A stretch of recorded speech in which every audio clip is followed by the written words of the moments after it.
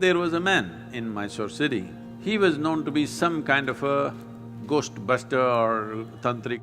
This guy has trapped ghosts in bottles. So I was just befriending him thinking, I will steal one bottle because I really wanted to see a ghost.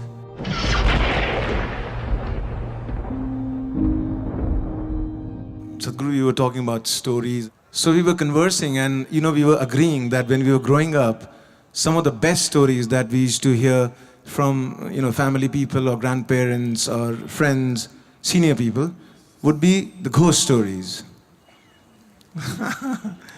And somehow you small, kids, we love to get scared. Still they want to hear that ghost story. It's one of their favorite things, amongst all stories. Do you have any ghost story from your experiences of traveling in the mountains?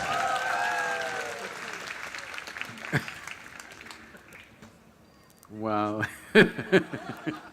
this is really getting him into trouble See, the purpose of telling you ghost stories was not to scare you, but to give you a hair-raising experience. This happened in a barber shop in Louisiana state. The whole place was filled with all kinds of horror comics and ghost stories and all kinds of things, only that. No newspapers, no other magazines, only these things. So one day somebody asked the barber, said, why have you put your whole place with this kind of stories in your saloon? You don't have anything else, nothing about styles, about fashion, nothing, only ghost stories and horror stories, why? He said, see, for my profession, if somebody's hair is standing, it makes it much easier.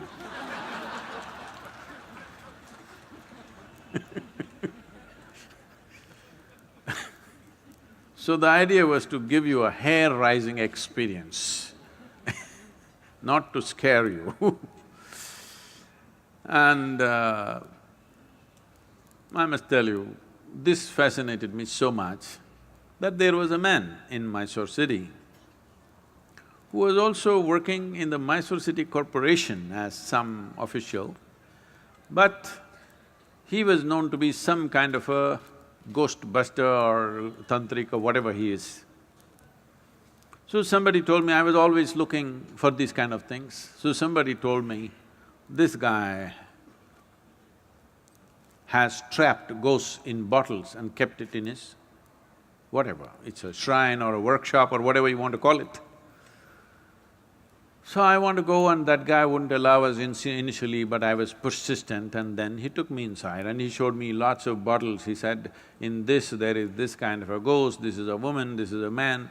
I looked, I could not see a man or a woman, I all saw transparent bottles with corks. So I was just befriending him thinking, I will steal one bottle because I really wanted to see a ghost. Because I had heard so many things. So many things means unbelievable kind of stories. Well, it only made me more and more curious. It did not raise my hair nor scare me, but I became more and more curious. I had spent months on end, continuously every night, being in the cremation grounds, wanting to see. So people come, burn the dead, and when with firewood, when the dead bodies burn, it burns for 4, 5, 6 hours. People stay there for an hour or hour and a half and then they have other business to do.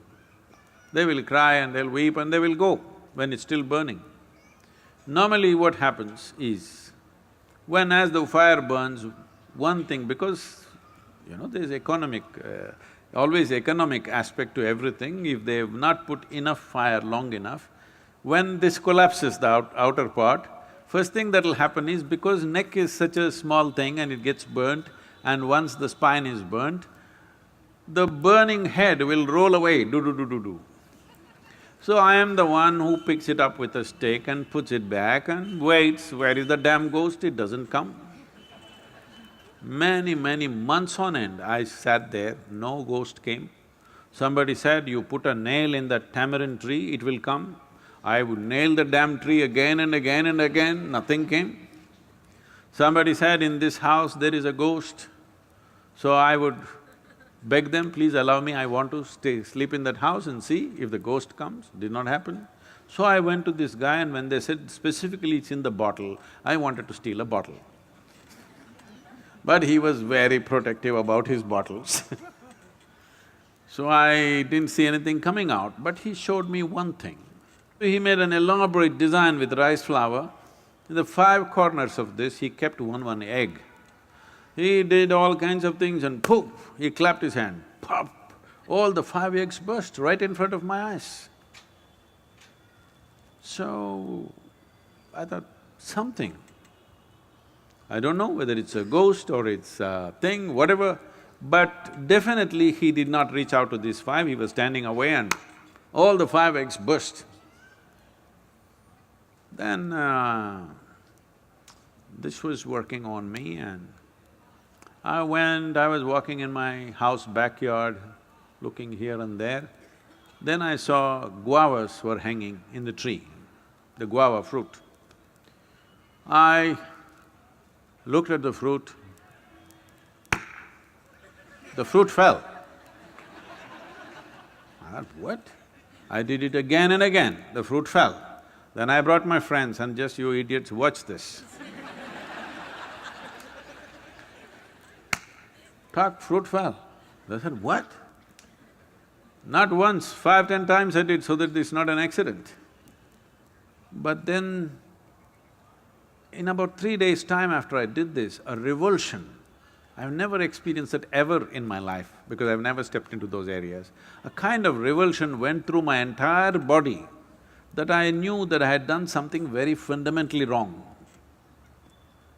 Never again. I said, you want the guavas? Go up and get it. You want anything in your life, go and get it. These kind of things we will never again do. So, I realized something is fundamentally wrong, use your energies like that. So what is a ghost? All of you are ghosts with a body. Those who are walking and sitting, everybody, you are ghosts with a body. But suddenly somebody lost their body and you think they are something horrible. Why? They're just like you, they just lost the body. Is it true that you gathered the body over a period of time? Suppose, let's say you had lost control over how much you eat and you became this big, and then you came to yoga program and whatever, and slowly you shrank into half your size. Does it mean to say half of you has become a ghost? Hello? So if somebody lost the body, 50, 60 kilograms of planet that we have picked up and made into this, if they put it back, is that a ghost? Then you are also a ghost with a body, isn't it?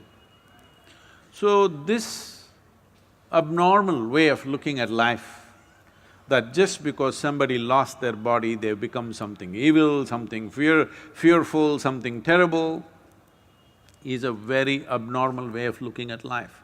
The nature of life is such that whether… See, right now, this is something you must look at this, not intellectually, really experientially.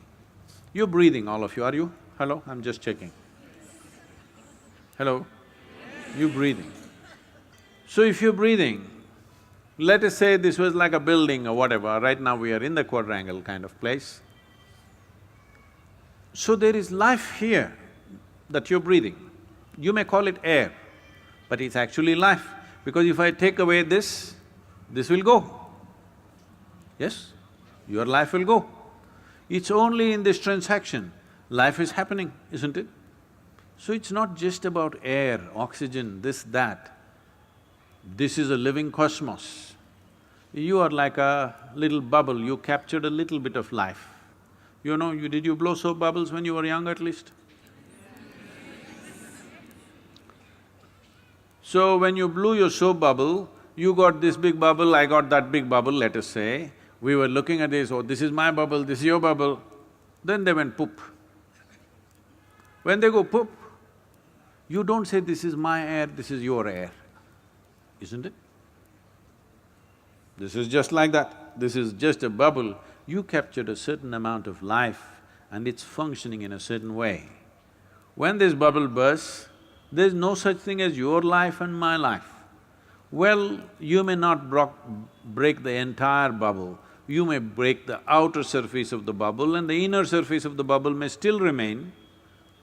Just because the outer peel has dropped off, do you call that a ghost? Then you are a ghost with a body.